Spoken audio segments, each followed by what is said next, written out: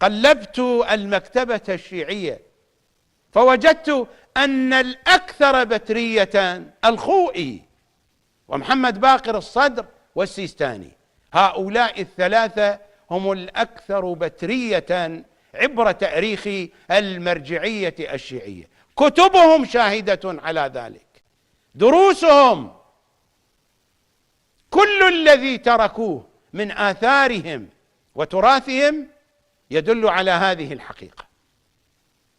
واقع المرجعية السيستانية يدل على هذه الحقيقة، فهؤلاء هم الأكثر بترية.